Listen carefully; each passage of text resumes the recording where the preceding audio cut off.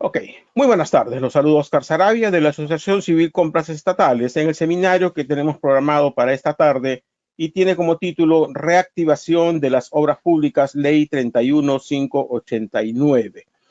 Eh, Tenemos como invitado hoy día al magíster, doctor, abogado también, Javier Salazar Soplapuco, experto en contratación públicas, abogado egresado de la Pontificia Universidad Católica del Perú, con máster en Derecho de la Contratación Pública por la Universidad Castilla de la Mancha en España, miembro de la Red Iberoamericana de Compras Públicas, miembro de la base de expertos de la Red Interamericana de Compras Públicas de la OEA-BID, egresado del programa de especialización en arbitraje comercial de la Comisión Interamericana de Arbitraje Comercial, CIAC, y del programa de formación de árbitros de la Universidad Católica, especialista en Derecho Administrativo, Arbitraje y Sistemas de Contratación Pública por la Universidad ESAN, y también ha sido capacitador del organismo supervisor de las contrataciones del Estado, OCE.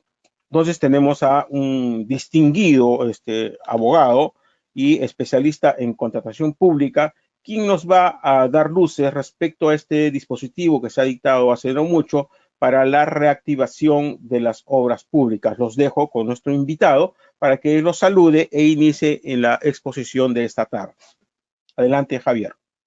Señores, buenas noches, ¿cómo están? Muy agradecido a Oscar por la invitación y a Licita Fácil también. Vamos a conversar hoy día sobre esta norma, la ley 31.584, que ya sabíamos que iba a ser publicada. La verdad que no esperábamos que sea publicada así como se ha aprobado, pero el día 27 de octubre se publicó en el peruano y en realidad es una norma importante. Tal vez no podría indicar si los resultados van a ser favorables. Sin embargo, considero importante que los operadores conozcan el contenido de la norma para que puedan identificar los problemas que trae consigo. Voy a hacer hincapié en la parte de la ejecución, porque la norma también tiene algunas disposiciones que se refieren al registro de inversión en los formatos que utiliza el INVIERTP. Voy a hacer referencia a algunas disposiciones del INVIERTP, pero me voy a centrar en la parte de la ejecución en sí misma, que parece que es lo que podría resultar más interesante para los operadores en obras públicas. Bueno, voy a dar inicio, como indicó Oscar, ya después me hacen las preguntas que consideren conveniente. A ver, este régimen, me indican si se ven las diapositivas, por favor. ¿Me indicas, Oscar? Sí, todo correcto, adelante. Perfecto. Miren, este régimen es un régimen excepcional, pero es un régimen permanente. Podría resultar esto una especie de contradicción, pero tiene sus particularidades y es muy importante que se tome en cuenta la excepcionalidad del régimen, porque esto ya cuando se implemente la norma y se implementen los procedimientos que esta disposición establece, seguramente que van a aparecer procedimientos sancionadores, seguramente que van a haber procedimientos de supervisión, y ahí va a tener mucho que ver el hecho de que analicemos cuál es la naturaleza jurídica de este régimen, si estamos ante un régimen regulado en su totalidad por la Ley de Contrataciones del Estado o por la Ley de Reconstrucción con cambios, o es un régimen excepcional. Y ahí ya veremos cómo es que va a reaccionar el Tribunal de Contrataciones del Estado, ¿no? Porque, por ejemplo, se ha declarado incompetente para imponer sanciones en regímenes especiales que ha venido disponiendo el Congreso o el Ejecutivo. Esperemos que sea, digamos, una buena noticia, más bien el hecho de que sea un régimen excepcional que destrabe también los problemas que tienen la supervisión que actualmente regula el tema de contrataciones.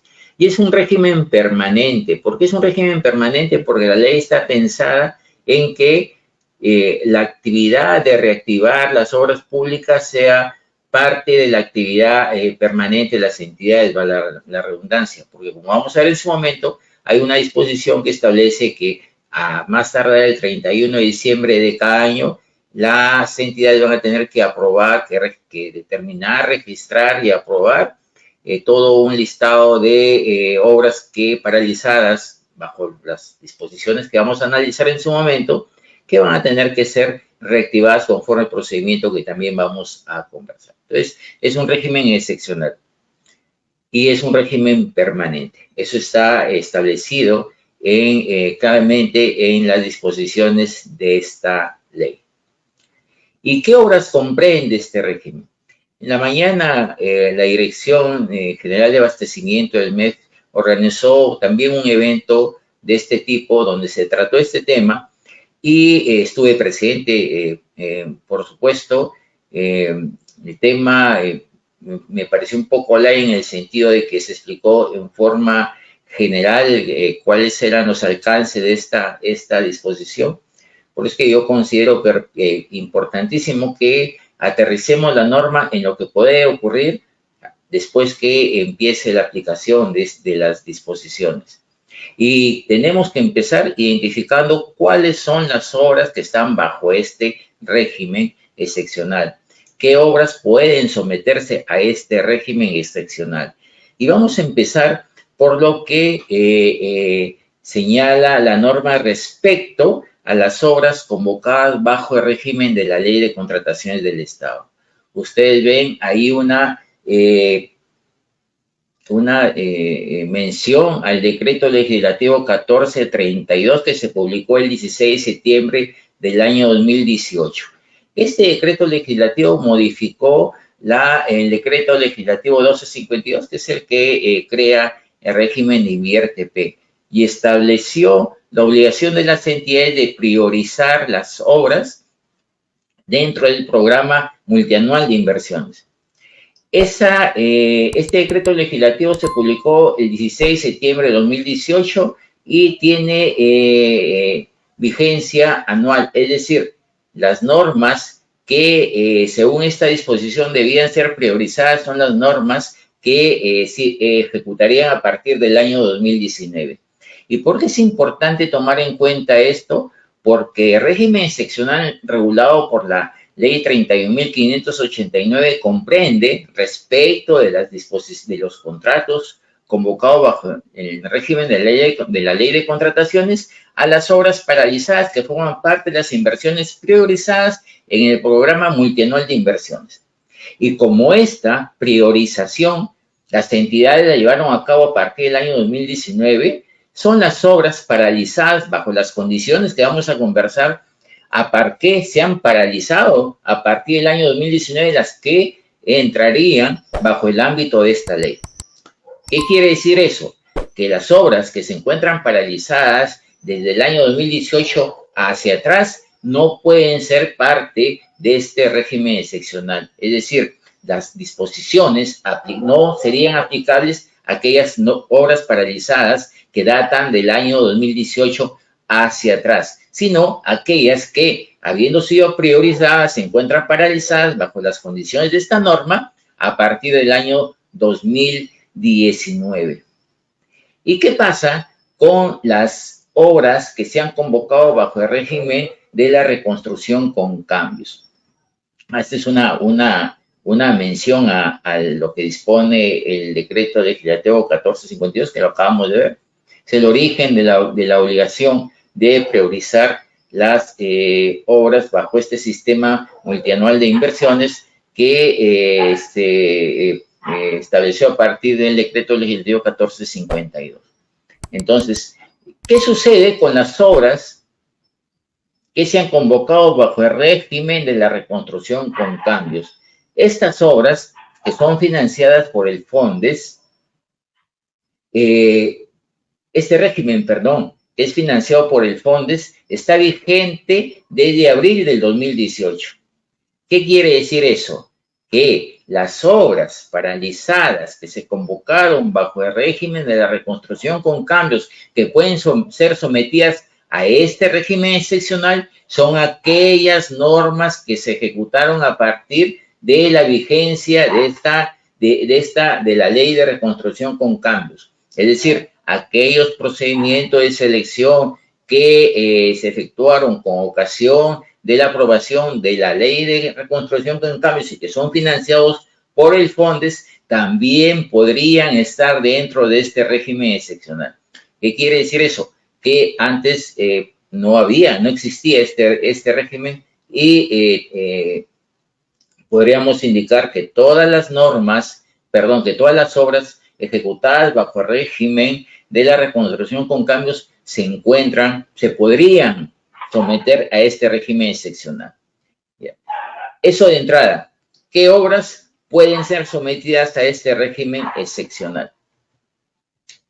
Ahora, la ley establece una definición de obra paralizada y le establece tanto para las obras convocadas bajo el ámbito de la ley de contrataciones como para las obras convocadas bajo el régimen de la ley de contrataciones. Y en esta norma aparece una diferencia sustancial de la cual no ha sido comentado hasta ahora casi nada.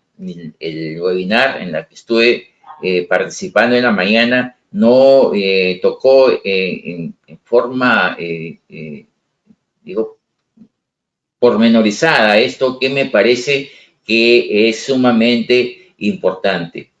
A ver, en la diapositiva ustedes ven en el lado izquierdo, creo que así lo ven ustedes desde su pantalla, la definición que comprende a las obras bajo el ámbito de la ley de contrataciones, la definición de obra paralizada. Y en el lado derecho, la definición que corresponde de obra paralizada que corresponde al régimen de reconstrucción con cambios. Y fíjense, vamos a analizar cuál es el alcance de esta definición. Y la norma empieza señalando que una obra paralizada es aquella que tiene un avance físico igual al 40%. Ahora vamos a ver cómo se determina este avance y desde qué momento se puede computar esa situación de avance igual o mayor al 40%. Pero no toda obra está bajo esta definición. Son las obras paralizadas por las siguientes causas y hay una lista cerrada de causas.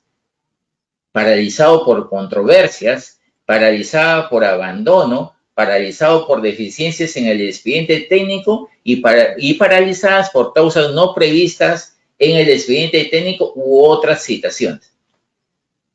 Y además hace una referencia que distingue tanto aquellas que tienen contrato vigente como aquellas que no tienen contrato vigente. Las que están en esa situación, ya sea porque se ha resuelto el contrato o porque se ha declarado nulo el contrato. Si ustedes comparan esa definición con la definición de obra paralizada aplicable a las obras convocadas bajo el régimen de la reconstrucción con cambios, van a notar una diferencia. Según la ley, en el caso de las obras de reconstrucción con cambios, el único requisito que debe considerarse para ser catalogada o ser definida como una obra paralizada es el avance igual o mayor al 40% y tener contrato vigente o no vigente, como lo llama la norma. Es decir, en los casos en que se haya resuelto el contrato, se haya declarado nulo. Fíjense la diferencia. Y aquí vamos a ver por qué es importante esta diferencia, ¿no? Aquí al final de la diapositiva aparece la explicación de por qué es importante la diferencia. Mientras que en el ámbito de la ley de contrataciones, una obra paralizada que deba ser sometida o que pueda ser sometida a esta ley debe haber sido paralizada por 4 causas explícitamente señaladas en la norma. En el caso de la ley de reconstrucción con cambios, esa disquisición no existe. Y esto es importante porque vamos a ver que las entidades van a tener la obligación de hacer un inventario de esas normas y tomar la decisión de qué hacer con esas obras después de hacer este inventario. Y miren, hay otra disposición importante que considero que debe ser tomada muy en cuenta para los operadores. ¿Por qué? Por las obligaciones que la propia norma les establece a todos los operadores que son parte de las entidades públicas, y de eso vamos a comentar en un rato. Fíjense, se encuentran fuera del ámbito de aplicación de la norma, es decir, no pueden ser consideradas obras paralizadas independientemente de su porcentaje de avance, aquellas que se encuentran paralizadas por falta de algún permiso o licencia, aquellas que se encuentran paralizadas por falta de algún permiso o licencia. Estamos hablando de obras que no pueden ser sometidas a algún sistema técnico nacional por algún problema técnico. Colegios que no pueden conectarse al sistema eléctrico porque no tienen el permiso de la administradora eléctrica que aprueba ese entroncamiento al sistema eléctrico. Licencias que tienen que ser otorgadas por organismos rectores para que pueda continuar la ejecución en el lugar donde se ha previsto ejecutar. Tampoco puede ser considerada una obra paralizada bajo el ámbito de esta ley aquellas que se encuentran paralizadas por entrega definitiva del terreno, es decir, aquellas obras que se encuentran así porque existen disrupciones, porque existen interferencias, porque existen problemas que no permiten que la obra se ejecute en el lugar donde se pensó ejecutar, tampoco se encuentran dentro del ámbito de esta norma. Es decir, las 1.300 obras viales que están paralizadas por problemas en la propiedad del terreno no pueden ser consideradas parte de este régimen. Cuando no se ejecutan por limitación presupuestal, cuando la paralización ha ocurrido por una limitación presupuestal, cuando los ingresos provienen de convenios con el Ministerio de Vivienda, de convenios con PRONIEC, de convenios con Agricultura, incluso, fíjense lo que voy a indicar, incluso estos problemas presupuestales podrían originarse en la falta de aprobación de mayor financiamiento en aquellas obras que, siendo ejecutadas por entidades, se encuentran bajo el régimen de la reconstrucción con cambios, es decir, que tienen un financiador externo. Si existe este problema, y ese problema es abundante en los casos de prestaciones adicionales, en los casos de mayores metrados, en los casos de modificaciones al expediente técnico que tienen consecuencias económicas. Y esa consecuencia económica tiene que ser, el financiamiento, de esa consecuencia económica tiene que ser autorizada por un financiador externo, como el caso de la reconstrucción con cambios. O cuando técnica o jurídicamente es inviable continuar con la ejecución contractual. Miren esta situación prevista en la norma. Cuando técnica o jurídicamente sea inviable continuar con la ejecución contractual.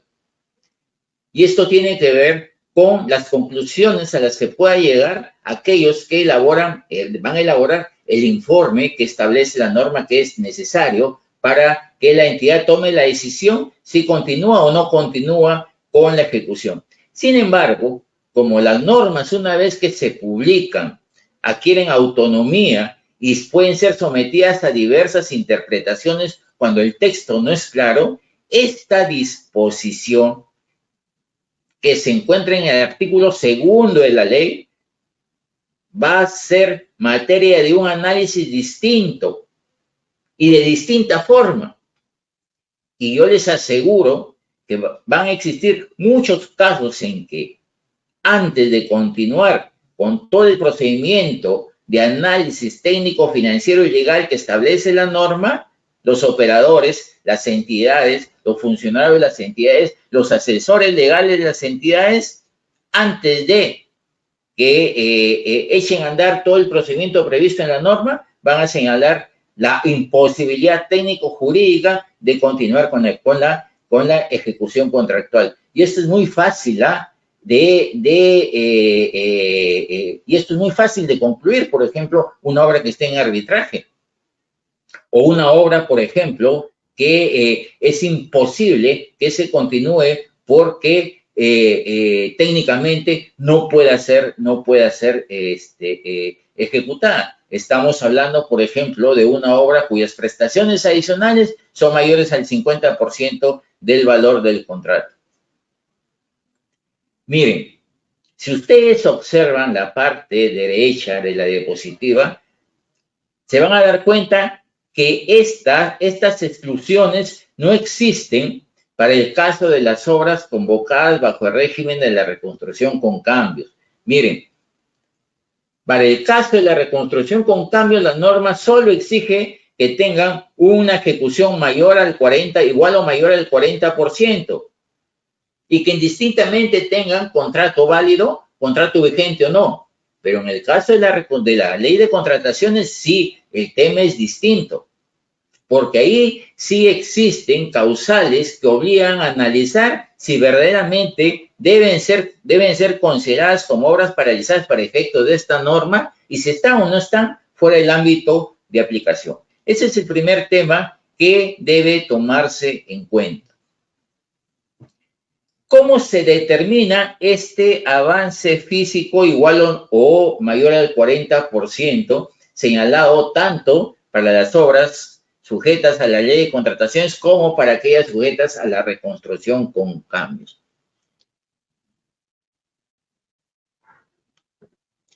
Hay una regla que implica tomar en cuenta un orden de prelación para poder determinar si estamos ante una situación de avance físico igual o mayor al 40%. Primero, el último informe de avance de obra emitido por el supervisor e inspector. El último informe de avance de obra emitido por el supervisor e inspector. Miren lo que señala la norma. El último avance de obra emitido por el supervisor o inspector.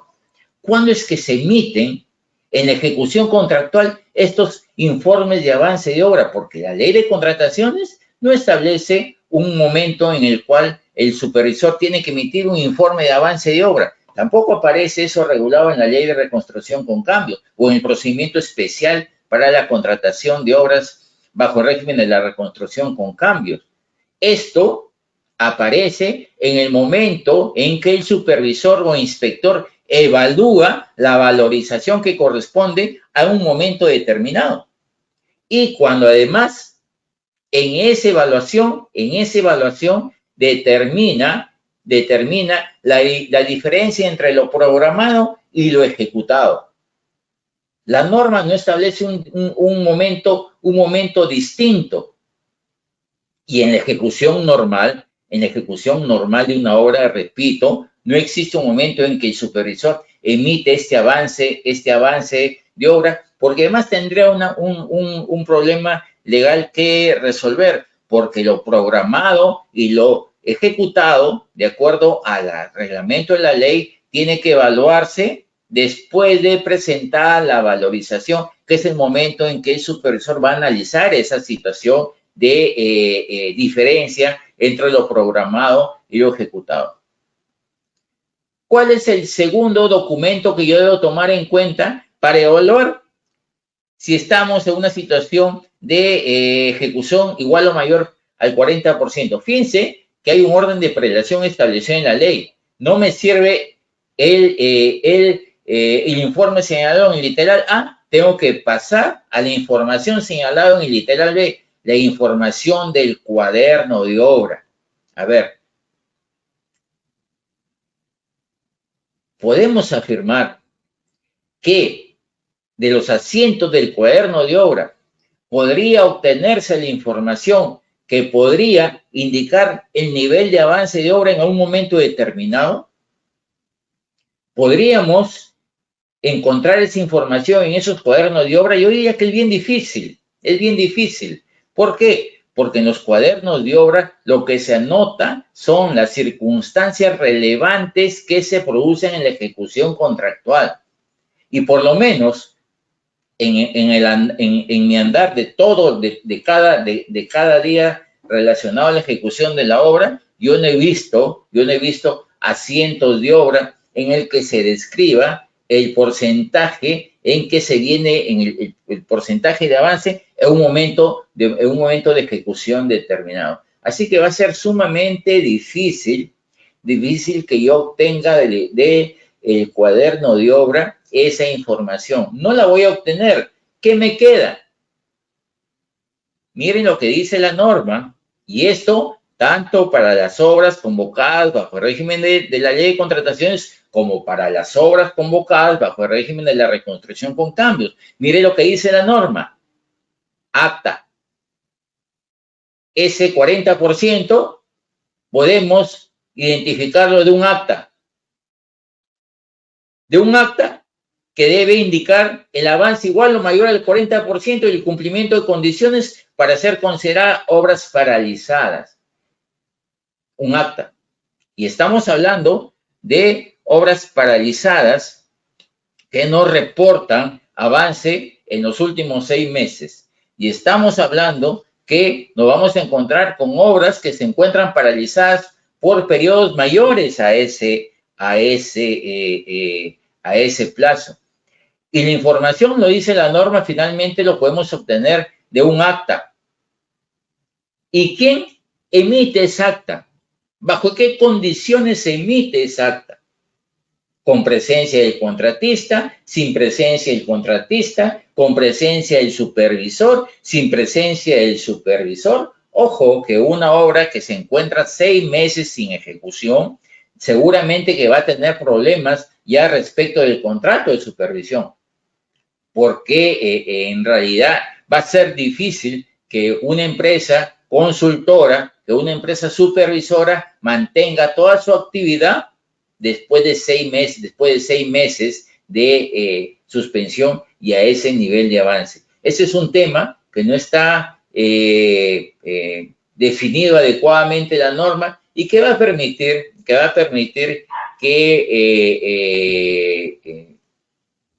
en realidad esa decisión de incorporar o no una obra paralizada a este régimen excepcional, que voy a tratar en lo posible de no emitir opiniones respecto a la eficacia de esta norma, no, pero eso va a generar una serie de interpretaciones respecto del alcance, respecto del contenido y respecto de quienes suscriben esta acta, ¿no? Ahora vamos a ver que, digamos, hay un derrotero que nos va a indicar a ver quién es el que va a firmar esta acta, pero así aparece.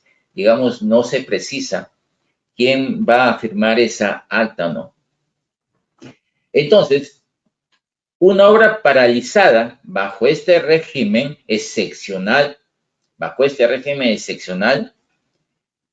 y respecto de las obras convocadas bajo el régimen de la Ley de Contratación del Estado, debe tener un porcentaje mayor al 40%, debe tener por lo menos 6 meses de paralización, debe provenir de estas situaciones señaladas en la diapositiva que ustedes están viendo, y no deben encontrarse dentro de los casos de exclusión que establece la propia norma. Para el caso de la reconstrucción con cambios, ahí sí el tema es más relajado. Simplemente lo que exige la norma es la ejecución igual o mayor al 40% y digamos que puede ser que el contrato esté vigente o no esté vigente. Finalmente puede ser considerada una obra paralizada.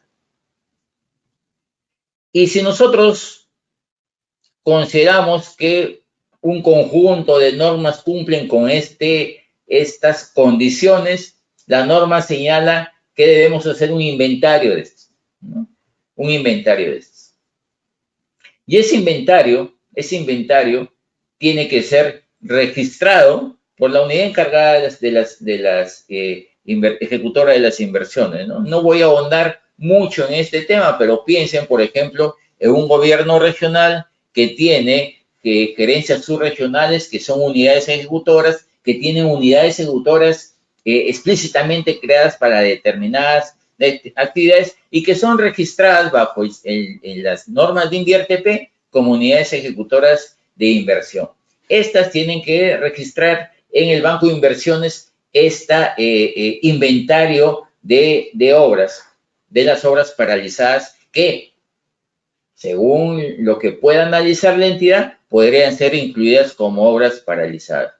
En el caso de la reconstrucción con cambios, no se exige, ya ustedes, seguramente los que están presentes saben que tienen un régimen distinto respecto de la validación de la inversión, y la norma señala que este inventario se publica en la web de la entidad y se publica dentro del plazo de 5 días después de haberse aprobado este inventario. Entonces, definimos cuáles son las obras paralizadas, hacemos un inventario de estas obras paralizadas y luego las registramos en el Banco de Inversiones para el caso de las obras convocadas bajo el régimen de la ley de contrataciones, o se publica en la página web en el caso de las obras convocadas bajo el régimen de la ley de reconstrucción con cambios.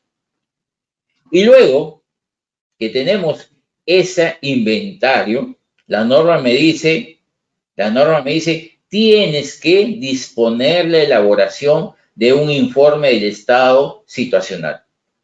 Y luego de ese informe de estado situacional, yo voy a priorizar qué obras van a ser materia del procedimiento de reactivación previsto en la ley. Y voy a aprobar un listado de obras priorizadas para efectos de esta ley. ¿Qué es lo que dice la norma respecto de esto? Fíjense, es importante tomar en cuenta. Y aquí casi he repetido el texto de la norma. Eso que está en negrito casi es el texto que aparece en la norma. Miren, una vez que la entidad ha elaborado su inventario, la entidad es la que debe determinar las obras sobre las cuales se va a realizar un informe de estado situacional. ¿Qué quiere decir eso? Que la norma ha previsto que, a pesar de que hayamos elaborado un inventario de las obras, no todas las obras deberán continuar con el proceso de reactivación. Es la entidad en que mediante una decisión de gestión va a definir qué obras son las que van a ser materia de un informe de estado situacional. Y cuando decide eso, pueden ser 20 obras, y la entidad decide, mira, no van a ser estas 20 obras las que yo voy a reactivar, van a ser 5 las que yo considere que tienen una viabilidad de reactivación. Y sobre esas 5 que yo elija, voy a disponer que la unidad ejecutora de inversiones, o el supervisor, o el inspector, según corresponda, va a ser difícil que lo haga el inspector o el supervisor por las condiciones del tiempo de paralización. Sin embargo, la norma dice, cualquiera de estos 3 me hace el informe. Los que hayan participado, si ha participado un inspector y un supervisor que esté en condiciones de hacerlo, tiene que hacer un informe de estado situacional, ¿no? Los consultores que están participando en esta reunión van a decir, pero a mí no me han pagado para eso. A mí me han pagado para supervisar la obra. Si me dicen que tengo que hacer un informe de estado situacional, vamos a tener primero que pactar la retribución por ese informe de estado situacional. Y va a ser tal vez ni siquiera una prestación adicional, porque no tiene que ver con la prestación principal. Al supervisor no lo han contratado, y al inspector, incluso al inspector, no es su actividad permanente el inspector. Para hacer un informe de estado de situación, el supervisor contratado, bajo el ámbito de la ley de contratación, también va a decir, miren, a mí no me han contratado para eso. Si quieres que te haga el informe, está bien, la ley me lo manda, la ley me dice que tengo que hacerlo, pero si quieres que te haga el informe, vas a tener que retribuirme. Y como no es parte de la prestación principal, va a tener que ser determinado el procedimiento, porque incluso podría establecerse que al amparo de esta norma se puede incluir una prestación complementaria a su actividad principal. No estoy hablando de contrato complementario, estoy hablando de prestación complementaria. ¿Y qué debe incluir ese informe? Un análisis técnico, legal y financiero. Miren, un análisis técnico, legal y financiero. Y repito, al consultor, el consultor ha ofrecido, un equipo técnico para supervisar la obra. No ha ofrecido personal legal, no ha ofrecido abogados para que participen, tampoco ha ofrecido técnicos financieros que hagan análisis financiero de la ejecución de la obra. Financiero respecto a la decisión de reactivar o no, a eso me refiero. Y aquí va a haber un problema también. La norma lo dice ciertamente, ¿no? Ese informe debe incluir un análisis técnico, legal y financiero necesario para reactivar la obra y que tiene que considerar como mínimo, dice el informe, como mínimo, una inspección y un reporte de dicha inspección. Y acuérdense del tema del acta que les había mencionado, ¿no? Si no tengo un informe del supervisor respecto del último avance, si en el cuaderno de obra no me sirve la información para determinar el avance, el siguiente instrumento, lo único que me quedaba es el acta, ¿no? El acta que acreditara que hay un avance del 40%. Y viene por este lado, para determinar el estado situacional de una obra previamente inventariada en el marco de esta norma, el informe debe incluir una inspección y un reporte de dicha inspección.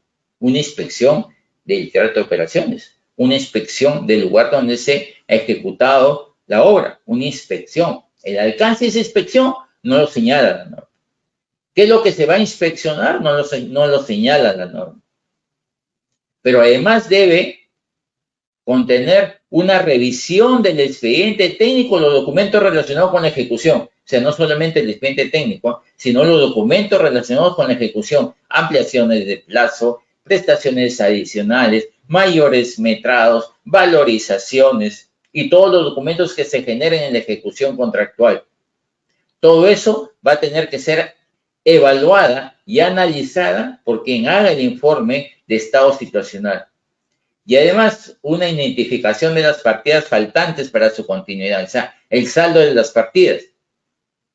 Y las que se requieran para que se culmine y se ponga en funcionamiento, que por supuesto implica aquellas partidas que han sido deterioradas o aquellas partidas que, no habiendo sido previstas en el expediente técnico, tengan que ser incluidas para que pueda ser puesta en funcionamiento esa obra. Y ahí va a haber todo una situación en discusión, porque identificar las partidas faltantes implica hacer un análisis de una necesidad mayor de prestación de la que aparece en el expediente técnico, determinar qué partidas son necesarias para culminar implica una precisión respecto a situaciones que no hayan sido previstas en el expediente técnico.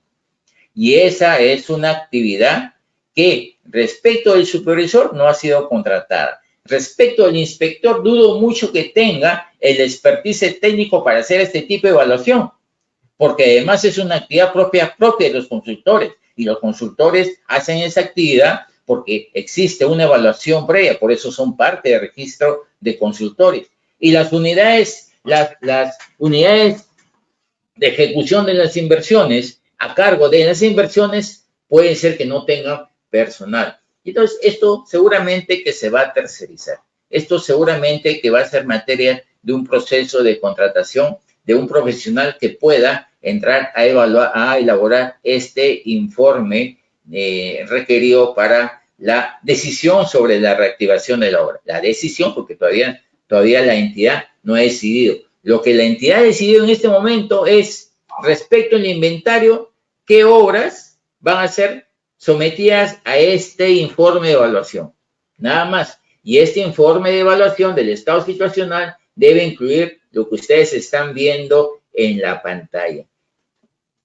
Y la norma contempla una disposición que hace referencia a la naturaleza vinculante de este informe para sustentar la decisión de reactivación, es decir, para sustentar la necesidad de prestaciones adicionales, la necesidad de mayor metrado, la necesidad de modificar el expediente técnico, y como este es un régimen excepcional, tendríamos que analizar si dentro de este régimen excepcional se aplican los porcentajes máximos señalados para aprobación de aprobación y ejecución de las prestaciones adicionales, y si dentro de este régimen excepcional ingresa la obligación de contar con la autorización de la Contraloría para la ejecución de las prestaciones adicionales o sumado los mayores metrados, si se dé el caso, que superen el 15% del valor del contrato vigente. Eso vamos a tener que analizar en su momento. Yo creo que no, yo considero, voy a dar una pequeña precisión ya personal. Yo creo que no, porque si no deja de ser excepcional, ¿no? Yo creo que no, porque si no, más bien va a trabar la ejecución que esta norma, entre comillas, pretende destrabar, ¿no? Sin embargo, ahí está esa obligación y ese contenido mínimo del informe de estado situacional. Y como actividad permanente, esta ley, en ese espíritu de establecer un procedimiento permanente, excepcional pero permanente en el tiempo, ha establecido la obligación de las entidades de aprobar al 31 de diciembre de cada año la lista de obras priorizadas que van a ser reactivadas, ¿no? Y esa lista debe contener ese informe de estado situacional que ha llevado a que la entidad tome la decisión de reactivar, porque es otra decisión de gestión. Así como la primera decisión de gestión es establecer sobre qué obras del inventario se va a realizar ese informe de estado situacional, hay una segunda decisión de gestión que tiene que ver con la decisión de reactivar las obras. Registro de esa lista priorizada. Se siguen los registros que aparecen en el sistema de InviérteP. No voy a entrar a conversar mucho esto porque podemos estar mucho más tiempo y a mí me interesa conversar con ustedes el tema de la ejecución después de esa toma de decisiones. En el caso de la resolución se publica en el portal digital de la entidad ejecutora y es, digamos, más relajada la obligación, ¿no? Reactivación. Una vez que hemos efectuado el inventario, hemos tomado la decisión respecto de qué obras va a ser materia de este informe, tenemos los informes de estado situacional, vamos a registrar esa información y vamos a tomar ahora sí la decisión de reactivar. ¿Qué obras vamos a reactivar? Es una decisión de la entidad. Primero, es una decisión de la entidad reactivar. No está obligada a reactivar todas las obras. Como vamos a ver, vamos a ver que está establecido en una disposición final de esta ley, ¿no?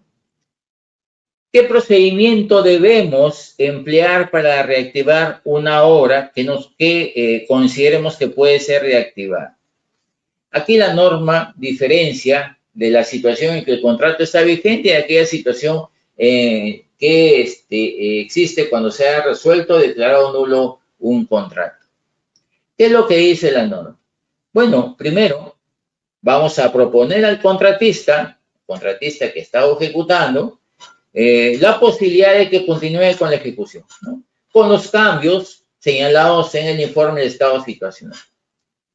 Pero, y un problema va a generar esto, y yo diría que ha sido un error señalarlo, sujetándose al contrato y a la ley de contrataciones del Estado. Miren lo que dice la norma. Si yo quiero reactivar y hay un contrato vigente, puedo proponerle al contratista que continúe con la ejecución, considerando todos los cambios, ¿eh? Considerando las partidas faltantes, el saldo de las partidas faltantes, considerando las partidas que faltarían para que se culmine la obra, aquellas que se han perjudicado y aquellas que además son necesarias, que no están previstas, que no pudieran estar previstas en el expediente técnico. Pero todos esos cambios tienen que sujetarse a lo que dice el contrato y a lo que dice la ley de contratación del Estado. Grave error.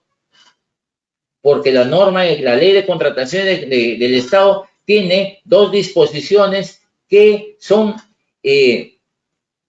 sumamente dañinas para la ejecución del contrato. Y está en el artículo 34 de la ley que regula las modificaciones al contrato de obra, que establece una serie de requisitos que son difíciles de pasar, ¿no? El artículo 34 de la norma que habla de las modificaciones convencionales establece que se pueden modificar el contrato siempre y cuando se trate de una situación no imputable a ninguna de las partes. Y si se trata de un error en el expediente técnico, y si se trata de una situación no prevista en el expediente técnico, esa valla no se va a poder superar.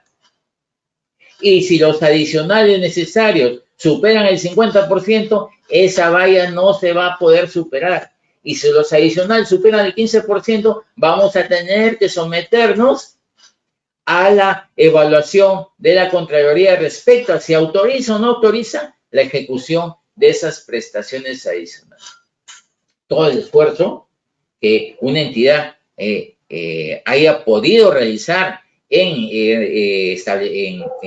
elaborar el inventario, en elaborar los informes, en priorizar, va a resultar que se puede echar por la borda porque no vamos a enfrentar a lo que dispone la norma. Sin embargo, la norma le dice, bueno, te comunico que puedes continuar con la obra, ¿no? Y te alcanzo este informe donde están las modificaciones necesarias. Y te doy 15 días.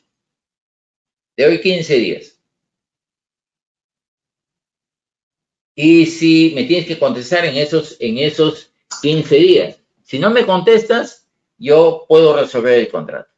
Pues, esta es una causal de resolución nueva que se ha establecido en este régimen especial, ¿no?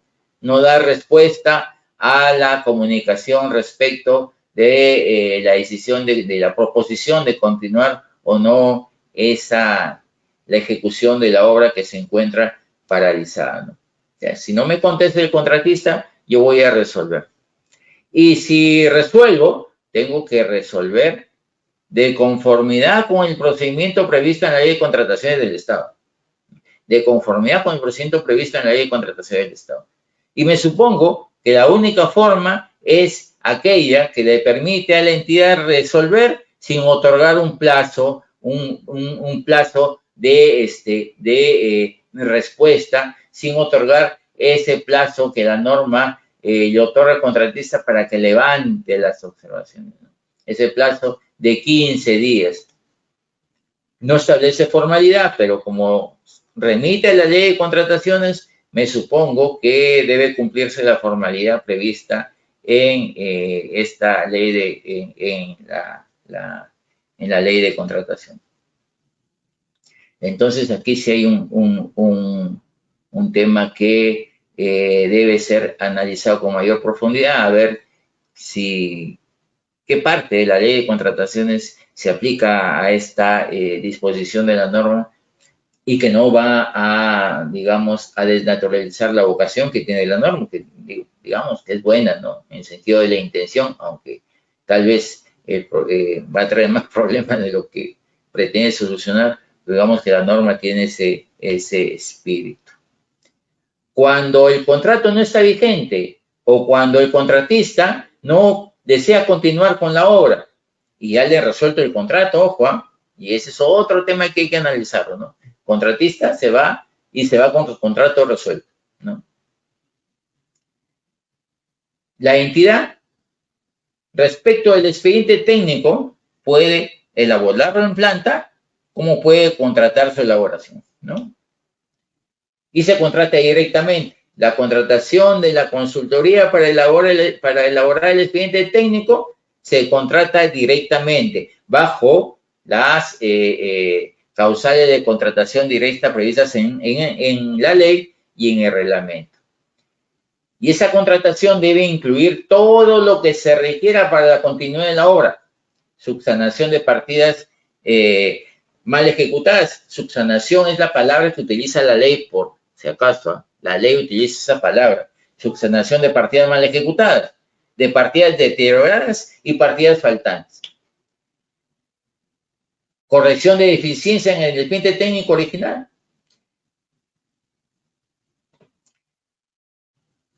E inclusión de todo lo que el informe de estado situacional haya identificado. Todo eso tiene que ser materia del nuevo contrato de consultoría que se contrata directamente, aunque hayan existido dos otros postores en la consultoría inicial. No, ellos no intervienen. Aquí la contratación de la consultoría es directa, aplicando el procedimiento previsto en la ley para las contrataciones directas. No se está refiriendo a una contratación menor a 8 ITs, se está refiriendo a el procedimiento que permite obviar el proceso de selección y elegir al consultor directamente al consultor que se va a ejecutar del saldo de la ejecución. La contratación de la ejecución, ahí sí tengo que invitar al que quedó segundo, por ejemplo. Y si el que quedó segundo no desea, ahí sí contrato directamente con el proveedor, aplicando el mismo procedimiento previsto para la contratación directa previsto en la ley y en el reglamento de la ejecución. Entonces, ¿qué es lo que hemos visto respecto a la ejecución hasta este momento? Si yo he priorizado las obras a reactivar y decido reactivar, entonces entonces yo le voy a decir al ejecutor, te propongo continuar con estas modificaciones, ¿no? Te propongo continuar con esta modificación. Hay un problema, repito, y lo repito porque para que lo tomen en cuenta, esas modificaciones van a tener que ver con prestaciones adicionales, con mayores metrados, con modificación del expediente técnico y con modificación de precios, incluso con el ingreso de partidas nuevas y precios nuevos. Entonces, le digo al contratista original, continúa. Me dice que no, le resuelve el contrato. Y le resuelve el contrato, la consultoría elaboro el expediente yo o lo contrato directamente. Si lo contrato directamente, lo elaboro yo o lo contrato. Si lo contrato, la norma me faculta contratarlo directamente. El expediente del saldo de la obra. Y debe incluir todo lo que el informe de estado situacional ha incluido, más lo que tenga que ver, lo que sea necesario para ejecutar el saldo, incluido partidas no ejecutadas, incluido partidas deterioradas y incluido partidas faltantes. La ejecución también la contrato, le invito al segundo, y si no acepta, pues lo contrato directamente. Con el tema de la supervisión, ahí sí hay todo hay un problema con la redacción de la norma. Yo estoy presentando en la diapositiva el texto original de la norma para que me ayuden a mí a interpretar qué es lo que he querido decir esta norma. Porque le he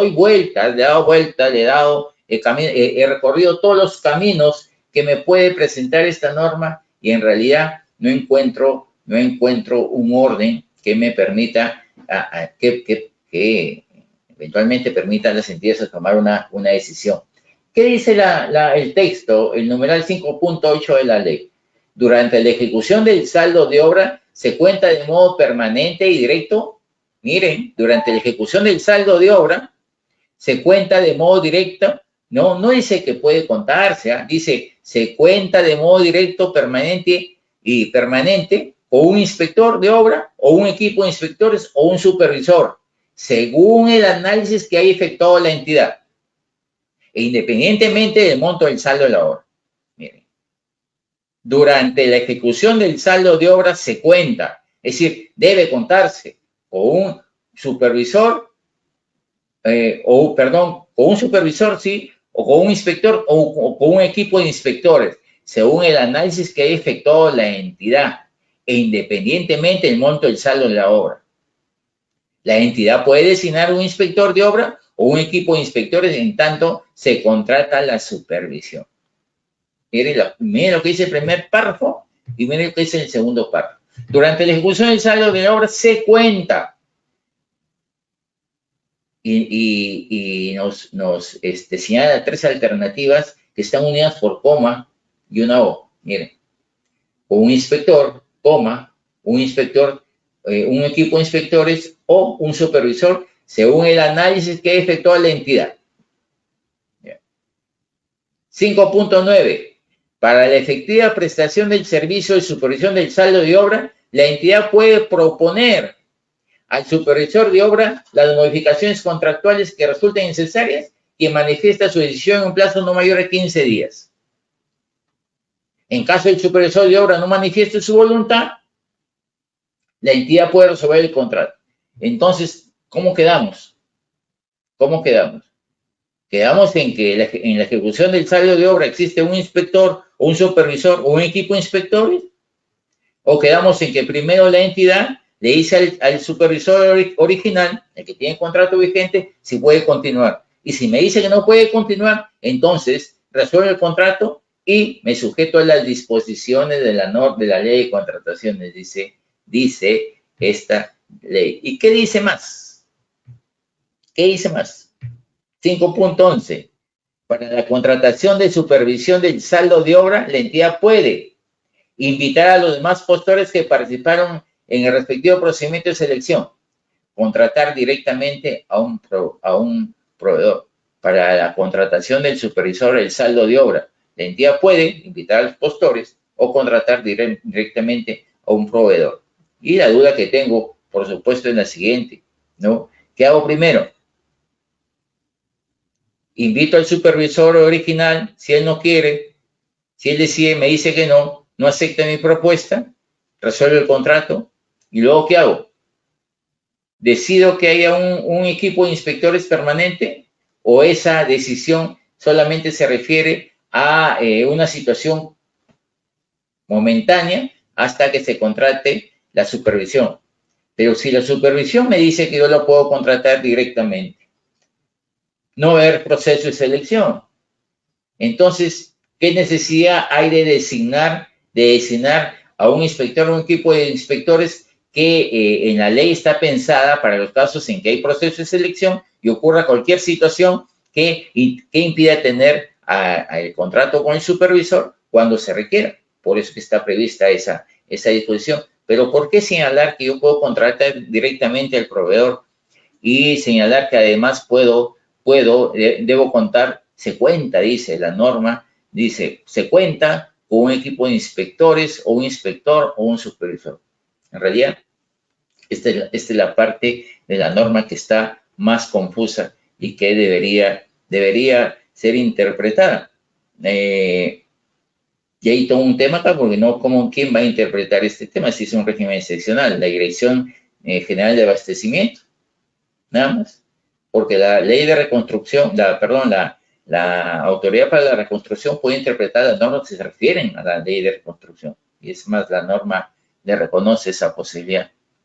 Pero ¿quién más podría interpretar? Porque es un régimen excepcional, ¿se entiende? ¿No? También establece un procedimiento especial para las obras que corresponden a este año, por si acaso, a este año. Y está en la segunda disposición final de la ley. Para las obras contratadas bajo el régimen de la Ley de Contrataciones del Estado. Para las obras contratadas bajo el régimen de la Ley de Contrataciones del Estado. No dice que esa disposición se aplique a la reconstrucción con cambio. ¿Y qué dice esta segunda disposición? Con la información que tengamos, en realidad, con la información que tengamos, vamos a hacer el inventario, ¿no? Y miren lo que dice la norma, también lo estoy presentando en forma literal.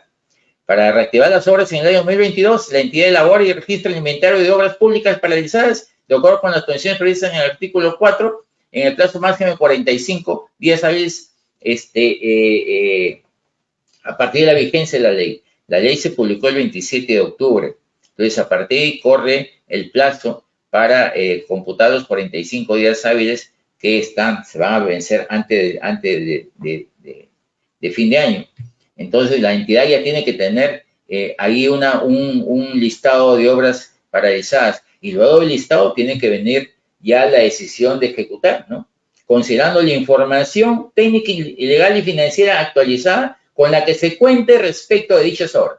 Con la que se cuente respecto de dichas obras. Miren, o sea, todo esto que hemos conversado de la existencia de un análisis más o menos medianamente profundo, para el caso de las obras, para el caso del ejercicio fiscal 2002, esa disposición no se cumple. Con lo que tengamos, vamos a hacer el inventario. Con lo que tengamos, vamos a tomar la decisión de priorizar. Y con lo que tengamos, vamos a tomar la decisión de reactivar aplicando el procedimiento establecido en la ley. ¿Qué quiere decir finalmente? Contrata directamente, ¿no? Contrata directamente la supervisión, contrata directamente la ejecución. Al contratar la supervisión, incluye todo lo que tengas que incluir independientemente de si se trata de adicionales, mayores metrados o modificaciones pendientes técnicos, y contrata la ejecución incluyendo todas esas modificaciones y hazlo directamente. Eso es lo que finalmente va a suceder, ¿no? Esta disposición que me parece que no ha debido incluirse, ¿no? Por el momento en que se publicó la norma, el 27 de octubre, y por el tiempo que queda para terminar el año. Hay algunas disposiciones referidas a la JRD que están incluidas en esta norma. La norma señala que cuando los contratos a reactivarse superan los 5 millones, es obligatorio contar con una JRD, de acuerdo a las disposiciones sobre JRD que estén vigentes, ¿no? Ese es lo que quería compartir con ustedes. No sé si existen preguntas pendientes. Me indican, por favor. Gracias, Javier, por la exposición. Muy interesante el tema. Y vemos, pues, de que nuevamente nos dejan más complicados de los que estábamos. A ver, vamos a ver. Hay una pregunta de Lenin Martín. Dice, ¿cómo se aplican las disposiciones de arbitraje que se señala en la norma?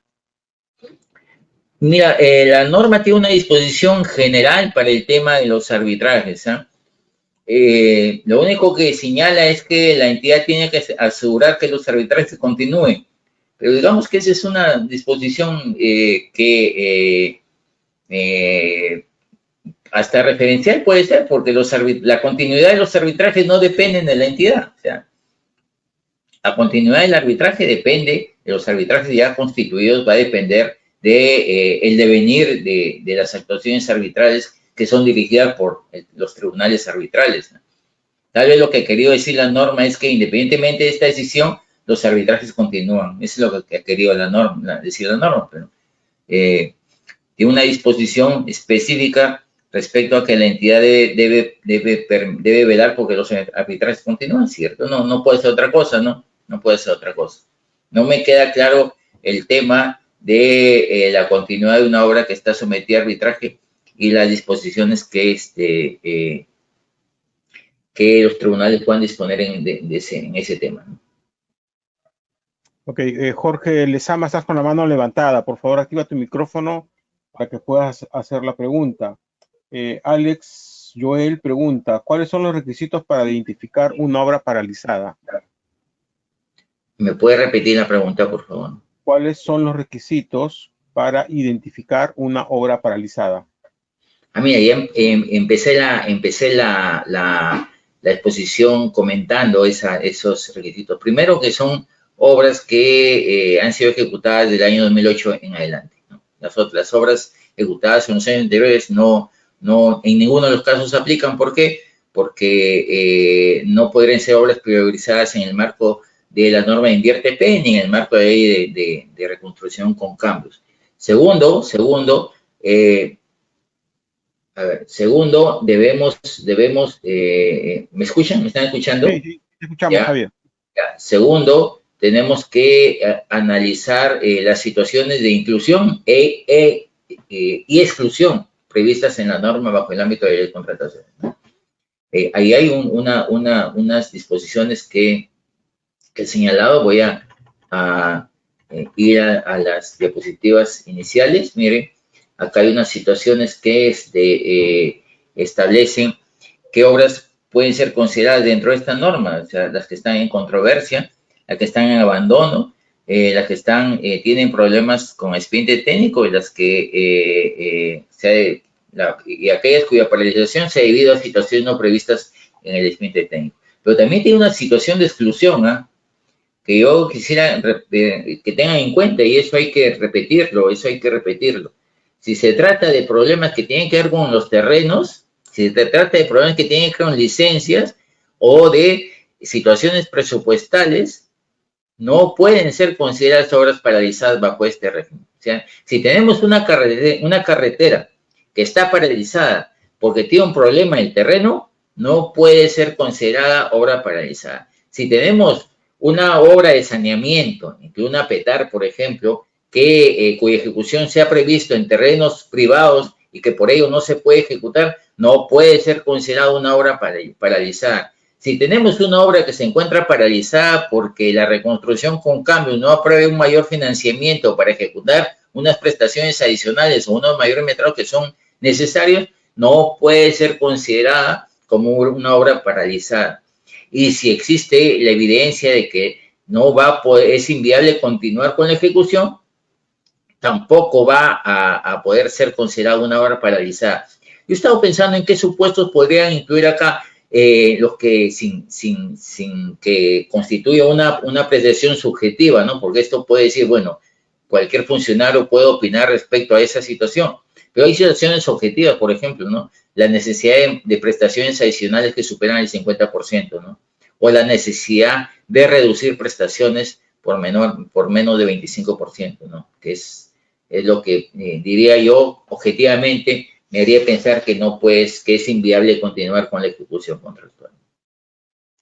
A ver, Luis Alfredo Mendiola pregunta, ¿las entidades tienen un plazo para priorizar las obras a reactivar? Ya, mira, la idea de esta norma es que este proceso de reactivar sea un proceso permanente, que las entidades a fin de año, en cada año,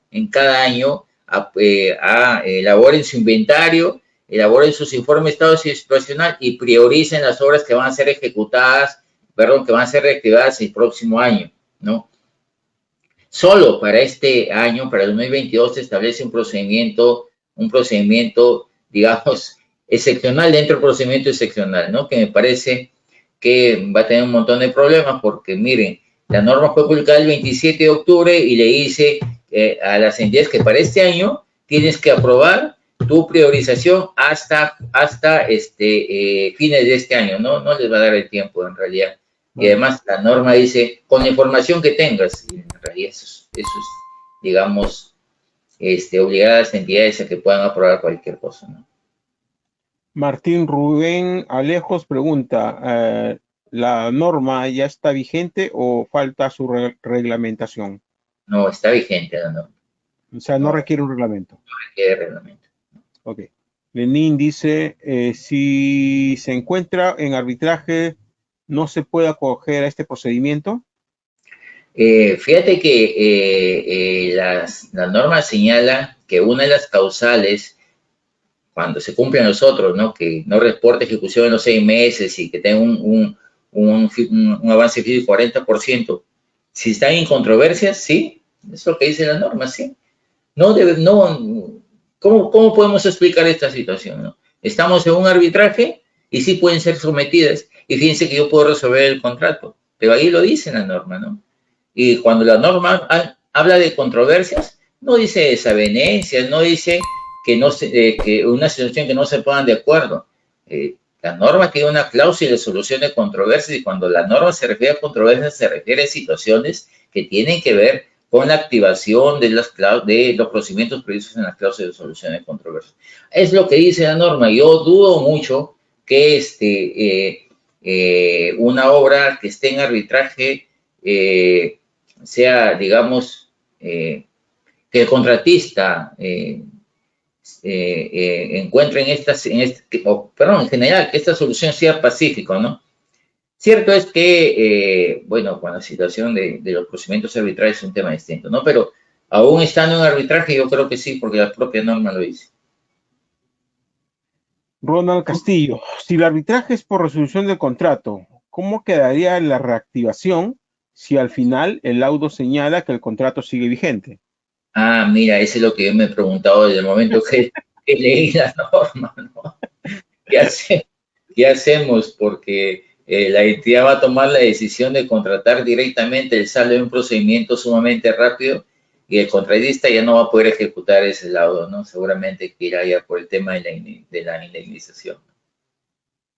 Luis Alfredo Mendoza, en el nuevo expediente técnico se pueden incluir los mayores metrados que puedan superar el 15%. ¿Es un nuevo expediente? Es un nuevo expediente, creo yo. Es un nuevo expediente. Pero además tengo mi duda respecto a si, como se trata de un régimen seccional, yo deba respetar los porcentajes tanto para los porcentajes máximos referidos a las prestaciones adicionales, porcentajes referidos al control que hace la Contraloría. Me había olvidado decir pues que este procedimiento está sujeto al control concurrente, ¿no? Ok, gracias, Javier. Martín, activa tu micrófono. Está con la mano levantada Martín, Jorge. Activen el micrófono, por favor, para poderles dar pase. Levanten la mano, pero activen el micrófono. Martín, te escucho. Martín, lo apagaste. Estaba prendido y lo apagaste.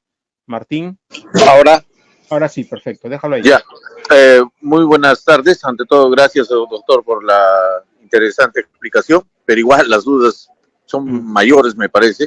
Yo tengo una obra que se ha paralizado justamente por un tema de incongruencias con el expediente técnico y las constantes promesas de la entidad. La entidad me decía que sí, continúe, pero veía que, por ejemplo, la partida del flete rural nunca me la repusieron y me indicaban de que en los próximos metrados iba a ingresar un adicional, pero al final decidí paralizar la obra, pero ellos me resolvieron el contrato. Entonces, la consulta es esto, ha sido el 2017, mi obra tiene un avance del 45%. ¿Me puedo acoger a este programa de reactivación? Gracias, doctor, por su respuesta. Sí, yo creo que no, porque el artículo primero y el artículo 2.5 de la norma refieren que las obras que pueden ser materia de este procedimiento excepcional en caso de la ley de contratación del Estado son aquellas priorizadas en el marco de la norma de Invierte P, y la obligación de priorizar esas normas aparece en el año 2018. Convocación anual, es decir, que recién en el año 2019 tendrían esa opción, ¿no? No, creo que no puede considerarse como una obra paralizada bajo este régimen, ¿no? Gracias, Javier. Gracias, Martín, por tu pregunta. A ver, dice Edinson Ventura, si una obra se resuelve el contrato en este mes, ¿puede ingresar bajo esta normativa o solo aplica a obras paralizadas previas a la publicación de la normativa? Si esta obra se ha realizado bajo en este mes, yo creo que sí. Sí, pero yo creo que sí, pero para los procedimientos previstos para este año, ¿no? Para este año, que yo te sugeriría que revise la segunda disposición de la norma que establece que las entidades ya tienen que tomar esa decisión de hacer el inventario y priorizar y aprobar la lista priorizada para reactivar el próximo año. Se les vence el plazo, ya son 45 días.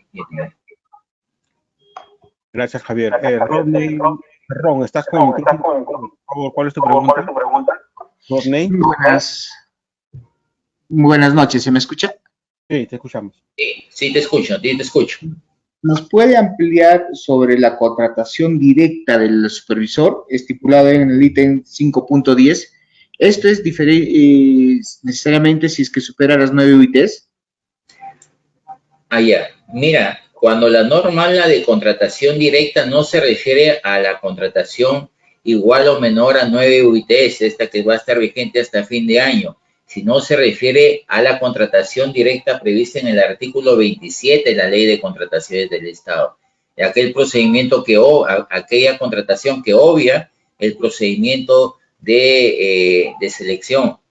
A esa contratación directa se refiere, no a las contrataciones que están fuera del ámbito de la ley, que son las que no superan las 9 UITs ahora, ¿no? Hasta diciembre.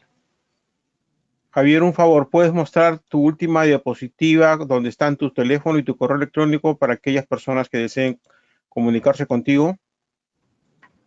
Ya no veo más preguntas. Ahí está, sí. Yo estoy en el Facebook con mi nombre. Y ahí cualquier consulta que quieran hacer, como siempre, en realidad yo resuelvo 30, 40 consultas en el mes. Me demoro un poquito a veces por el tiempo, pero sí resuelvo todas las preguntas que me hacen, todas las consultas. Hay una pregunta más, te la leo, Javier. Dice, Ronald dice, causas no previstas en el expediente técnico y otras situaciones, ¿a qué se refiere? ¿Puede ser la disponibilidad del terreno? No, mira, si el problema es la disponibilidad de terreno, no puede ser sometida a este régimen. Eso está claramente establecido en el artículo 2 de la ley. Lamentablemente no entiendo la razón por la cual no se ha excluido de este sistema, porque la mayor parte de obras paralizadas que existen, y eso lo digo con conocimiento de causa, están referidas a perturbaciones por terreno, por licencias, por cuestiones presupuestales, pero no están, lamentablemente. Martín Rubén Alejos, activa tu micrófono. Ahora Buenas sí, tardes Martín. con todos. Buenas Te tardes. escuchamos. Y gracias. Buenas tardes. No, primeramente agradeciéndolo al expositor. La consulta sobre las medidas cautelares, no ha tocado ese tema, ¿no? Sí, y no he tocado porque eso tiene que ver ya con otras situaciones que van más allá de la ejecución del contrato, ¿no? Hay todo un tema que hay que identificar, porque esta modificación está en el marco de esta ley que se refiere a un procedimiento específico que tiene que ver con la reactivación. Yo creo que va a tener que precisarse si estas disposiciones referidas a las medidas cautelares están relacionadas a las controversias que se originen como consecuencia de la aplicación de este régimen, o si estas disposiciones cautelares se aplican a todos los contratos, porque estamos hablando incluso hasta de la modificación de la ley de arbitraje, que es lo que yo he podido observar, ¿no? Pues que no he tocado el tema, porque esto podría dar incluso para otro evento.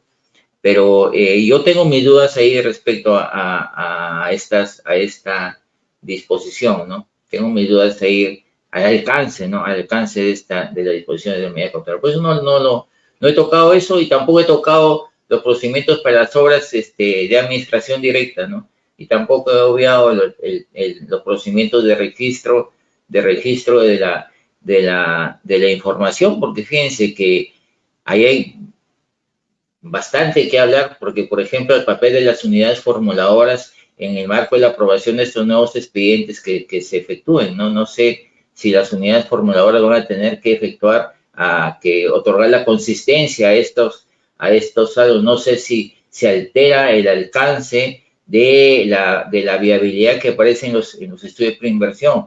Puede ser que se altere, porque va a incluir de repente situaciones no previstas al momento de otorgar la consistencia, ¿no? Eso podríamos estar ahí todo el fin de semana de repente conversando ese tema.